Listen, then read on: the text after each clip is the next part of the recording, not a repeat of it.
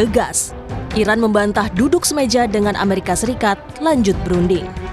Sikap Iran bertolak belakang dengan klaim Presiden Amerika Serikat Donald Trump soal negosiasi dengan Iran masih berjalan. Bahkan Trump mengancam Iran meminta adanya kesepakatan atau menyerah.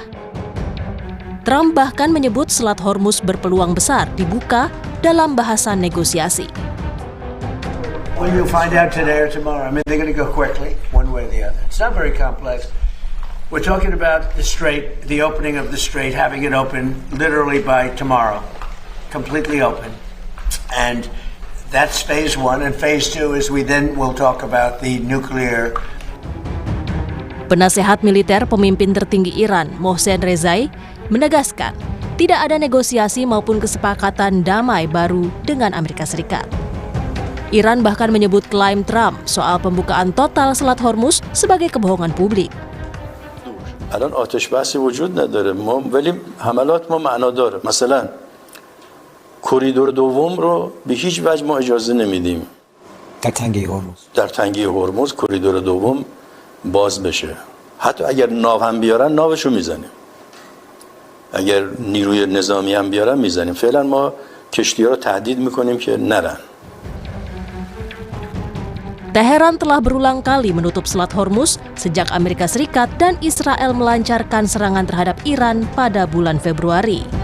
Iran kembali menegaskan bahwa lalu lintas di Selat Hormuz berada di bawah kendalinya. Trump terus menekan Iran untuk bernegosiasi meskipun dalam klaim terakhirnya yang menyebut negosiasi antara Teheran dengan AS tengah berjalan dibantah oleh Iran. Selat Hormuz juga terus memanas karena AS dan Iran adu kuat pengaruh lewat tindakan militer di Selat Hormuz. Apakah sikap Trump yang terus menekan Iran untuk bernegosiasi bisa berujung kesepakatan kedua negara? Kita bahas bersama Guru Besar Hukum Internasional Fakultas Hukum Universitas Gadjah Mada, Profesor Heribertus Djaka Triana. Selamat pagi, Pak Djaka. Selamat pagi, Mbak Okta. Salam sehat selalu. Salam sehat, Pak Djaka. Pak Djaka, klaim negosiasi Trump ini kan dibantah sama Iran. Apakah artinya kesepakatan berujung perdamaian ini bisa dikatakan ya mustahil terjadi di situasi saat ini? Pertama, kalau kita lihat sejarah sejak 8 April, kita bisa melihat bahwa kedua belah pihak itu memainkan persepsi publik melalui pernyataan-pernyataan resmi yang dikutip melalui sosial media sehingga membangun opini publik. Saya kira ini yang sedang dimainkan oleh kedua negara untuk membangun persepsi dan dukungan dari masyarakat internasional maupun masyarakat domestik dari masing-masing negara. Ini tujuannya jelas. Yang pertama adalah ini ingin membangun kesepakatan bahwa mereka itu pada pole position yang paling menguntungkan di dalam bentuk negosiasi dan penggunaan kekerasan saat sekarang. Yang kedua, saya kira kalau kita lihat pada saat sekarang mereka sedang memainkan koridor-koridor untuk melaksanakan kebijakan diplomatik yang difasilitasi oleh Turki, Oman, dan Qatar. Ini juga bisa kita lepaskan. Sehingga pernyataan-pernyataan itu ada di atas permukaan, tetapi kenyataannya mereka juga memainkan panggung diplomasi untuk mencapai kesepakatan. Saya kira nanti deal-nya juga akan terjadi, tetapi tidak akan pernah menghasilkan apa yang disebut sebagai peace agreement antara Amerika dengan Iran. Oke, tidak pernah ada peace agreement. Lantas Pak Djaka, ini ada yang menarik kemarin terakhir Trump ini mengultimatum Iran soal ini adalah kesempatan terakhir untuk berunding karena akan ada konsekuensi yang lebih besar lagi dibandingkan dengan perang. Apa tanggapan Anda soal ini? Saya kira apa yang disampaikan Trump itu selalu konsisten mulai kebijakan politik luar negerinya, yaitu apa? Eskalasi untuk mendeeskalasi sehingga mereka punya daya tekan, daya posisi di dalam perundingan yang melebih dari Iran. Sehingga saya kira ini adalah sebagai sebuah ancaman yang dinyatakan oleh Amerika untuk menekan secara politik, militer, dan ekonomi kepada Iran. Saya kira ini konsisten dilakukan oleh Trump untuk memperoleh apa itu yang disebut sebagai posisi yang paling baik sebelum mereka nanti ketemu di dalam meja perundingan, walaupun sifatnya itu adalah sangat taktis, sifatnya sangat pendek, tetapi gunanya adalah untuk menjeda supaya mereka bisa mengkalkulasi kekuatan kedepannya lagi. Oke, Pak Djaka, ini juga militer Amerika Serikat merilis rekaman suara menunjukkan blokade maritim terhadap Iran di Selat Hormuz. Tampaknya kedua negara ini apakah memang saling ingin menunjukkan kekuatankah di Selat Hormuz? Bagaimana Anda melihat ini? Oh ya, Hormuz itu menjadi jantung, menjadi derut nadi konflik ini. Kenapa? Karena Iran itu sangat-sangat menguasai bahwa yang namanya ketegangan antara Amerika, titik tekan utamanya itu adalah Selat Hormuz. Kenapa? Karena ini menjadi urat nadi ekonomi dunia. Ketika kita lihat perjanjian deal yang kemarin berhenti, itu kan terjadi juga manajemen antara Iran dengan Oman terkait dengan Selat Hormuz, yang ini menjadi sebuah diskursus ambiguitas yang eskalasi penggunaan kekerasan bersenjata saat sekarang. Sehingga kalau kita lihat ke depan, saya kira penggunaan Selat Hormuz akan tetap menjadi titik tekan di antara Amerika dengan Iran, sehingga sekali lagi Hormuz sekarang menjadi center of attention dalam penggunaan kekerasan bersenjata. Walaupun kalau kita lihat antara Amerika dengan Iran tetap menggunakan kekerasan bersenjata secara proporsional, sehingga kepentingan militer itu masih tetap menjadi rambu-rambu. Kenapa? Karena mereka ingin duduk sama-sama untuk sedikit mengakhiri ketegangan di antara mereka dengan intensitas di Selat Hormuz sebagai satu bentuk titik tekan tawar-menawar di antara mereka.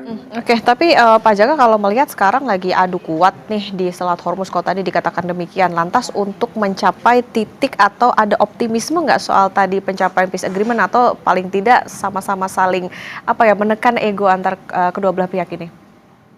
Saya kira kalau sampai peace agreement, saya kok tidak yakin.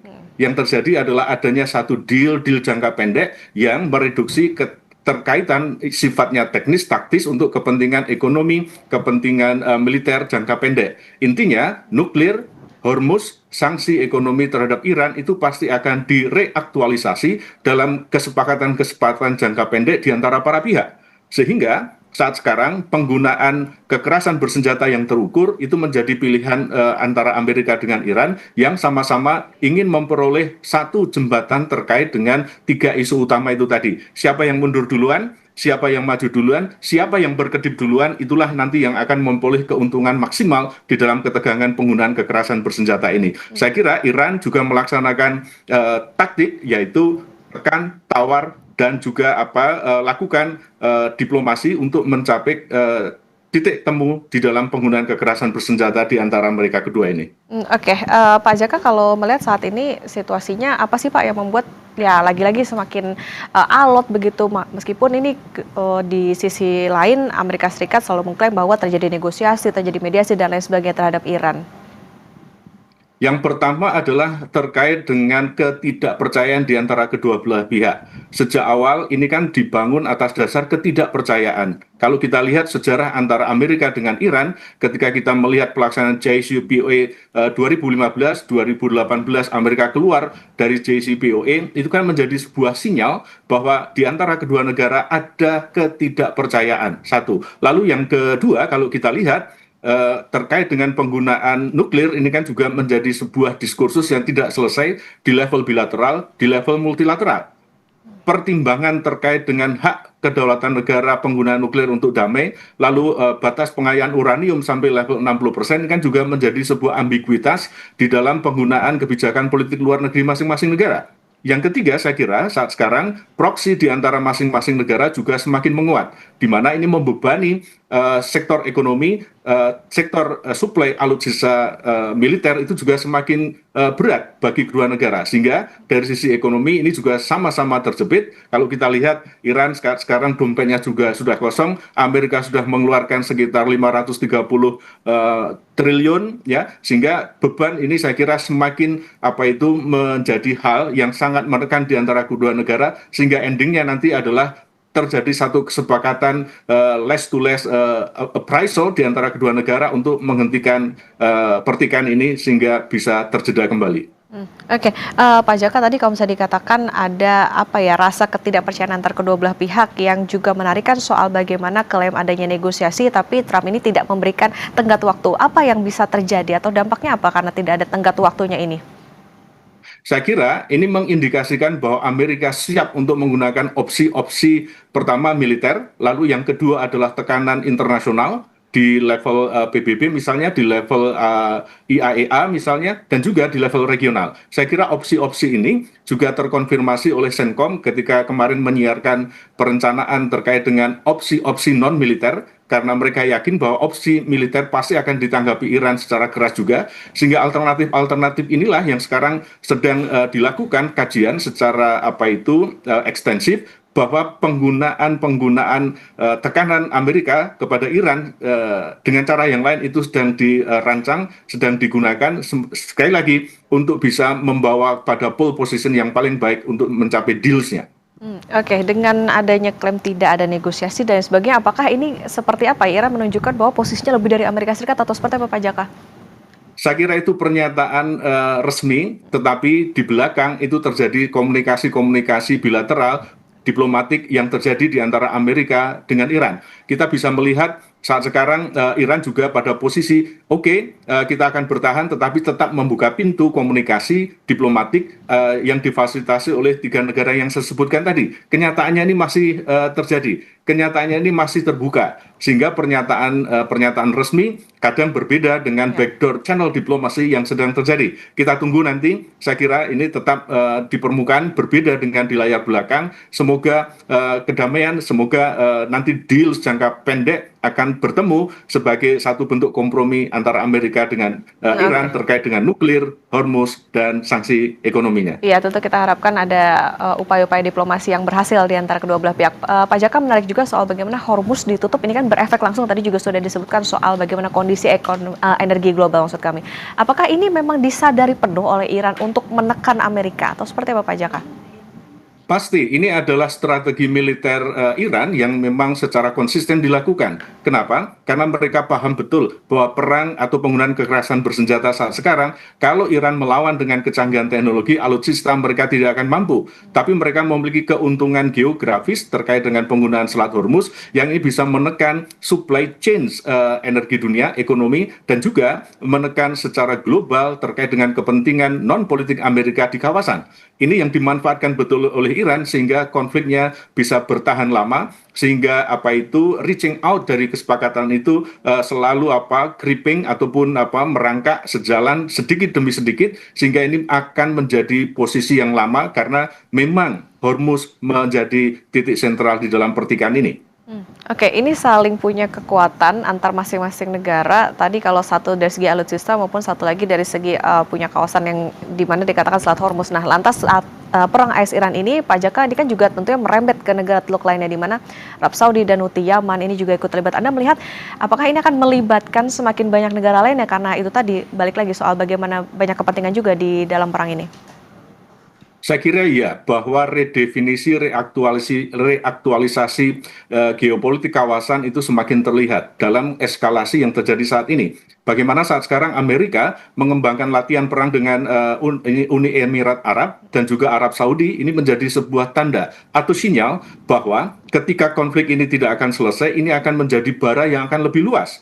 Sinyal ini juga memberikan satu indikasi bahwa ketika kita melihat proksi-proksi di antara negara, misalnya Iran dengan Hizbullah di Lebanon, Houthi di Yaman dan lain sebagainya, ini juga mengirimkan sinyal bahwa ketika kepentingan politik di antara kedua belah pihak ini tidak selesai, maka mereka punya daya sumbu untuk menyulut ketegangan-ketegangan di kawasan yang pasti akan menjadi sebuah reaktualisasi dari kepentingan geopolitik kawasan. Yang kalau kita lihat unilateralisme Amerika saat sekarang menjadi ujung tanduk terkait dengan kekuasaannya. Bagaimana saat sekarang kondisi-kondisi ini menjadi sebuah pelajaran berharga buat kita terkait dengan hukum dan juga hubungan internasional ke depannya.